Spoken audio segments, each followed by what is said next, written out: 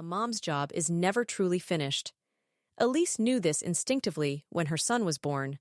For at least the 100th time, she sat next to his bed in that chair mending his quilt. There was no way of knowing, the day she bought it at a flea market, that it would become her son's most valued possession. To call it a quilt stretched the definition, as it was nothing more than 1,000 pieces of oddly shaped swatches stitched together, layer after layer, until the whole of it was thick enough to hold in the warmth of a small boy's body as he drifted off to sleep. The person who pieced together this labor of love must have spent countless hours shaping the useless remnants into a usable blanket. Elise felt it was her duty to repair the inevitable rips as an homage to the unknown creator and as a manifestation of her adoration for the little boy who cherished it. "I love how cool it feels when I first get into bed," her little man observed. The first night he wrapped himself in the old quilt. "But before long, it warms up, and I'm snug as a bug in a rug. Where did you get it?" The question was one whose answer was too mundane to inflict on a wide-eyed little boy, so Elise stretched the truth just a little. "It was brought over on the Mayflower by the Pilgrims," she answered to her son's delight. "It's made from pieces of fabric from all over Europe and is the first blanket used by the first Americans." It was just a little white lie, but it was also the beginning of a cherished tradition. As stitches unraveled, and as tears ripped the quilt and the little boy's heart, Elise sat by his bed and mended the heirloom.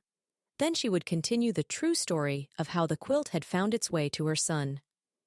"During the Revolutionary War, your quilt was captured by General Cornwallis and used to keep his legs warm on the cold winter nights," Elise said, weaving a story as intricate as the blanket itself. "It wasn't until the surrender at Yorktown that it was returned." "Yorktown?" "Yes, Yorktown," she said, smiling. "George Washington took it from Cornwallis and used it during his 8 years as president." "You mean my blanket has been to the White House?" "Of course it has," Elise answered with a wink. "But not because of George Washington, silly. John Adams was the first president to live in the White House." "Who then, Mom?" the little boy asked. "Who took my blanket to the White House?" "That's a story for later," Elise replied, kissing her son on his forehead. "Now you get some sleep, and I'll continue the story next time." Elise, unfortunately, had far too many opportunities to continue the blanket's tale as her son was given to debilitating headaches. At first, the doctors thought he was prone to systemic migraines, but the truth was much worse. Many nights, too many, the little boy would curl up in pain, his teeth clenched in a faux smile. The headaches were excruciating, only soothed by a cold washcloth, his mother's gentle voice, and the telling of the quilt's tale as he drifted off to sleep.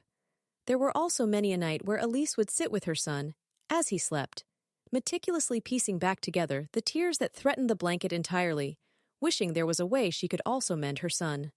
The room would be completely quiet, save for the sound of Elise's song. It was something she had done since she was his age. Inadvertently, yet intentionally, she would let the air slip through her lips, creating a tune just for him that would live for that moment, replaced the next time by one equally beautiful and equally unique. As it turns out, the first time the quilt made it to the White House was just after Abraham Lincoln was elected president. Elise said the next night, continuing the story from where they'd left off. The pain had become more frequent and more intense, requiring more chapters more often. The story's continuation, however, had the desired results, a distraction and a smile. "Abraham Lincoln, he used my quilt, too?" Her son asked, too young to doubt his mother. "Of course he did," Elise responded, tickling her son just to hear him laugh.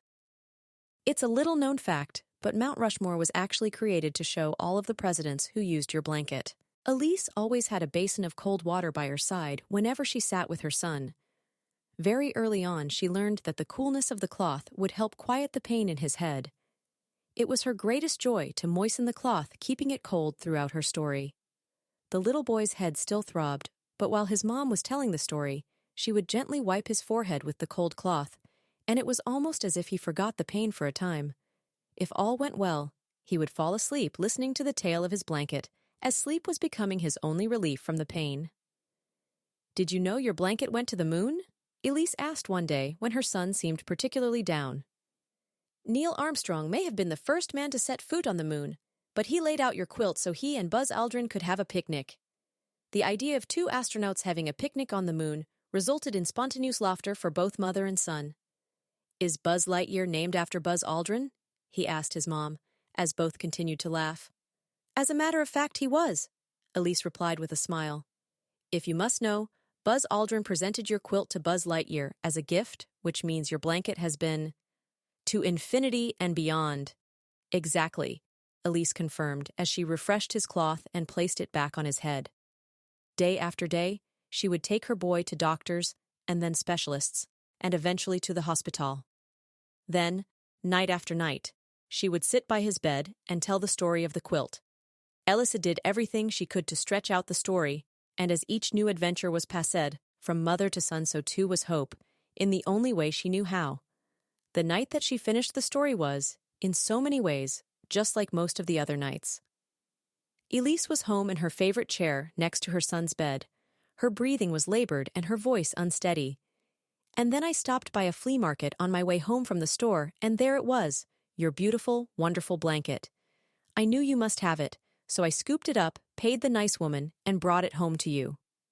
Tears filled Elise's eyes as she sewed the last stitch on the old quilt. Holding it up, she remembered the first time her son covered himself with the blanket. "I love how cool it feels when I first get into bed." "It's finally fixed. It's perfect," Elise said out loud, tears continuing to flow. "I love how cool it feels, too." Summoning every bit of her strength, she laid the beloved blanket on the empty bed in front of her. Being a mom is a job that is never truly finished. At least she had hoped so. With nothing else left to do for her son, she sat back in the chair and silently sobbed. If you love this tale, don't forget to like and subscribe. Every new listener fuels our passion for storytelling. Thank you.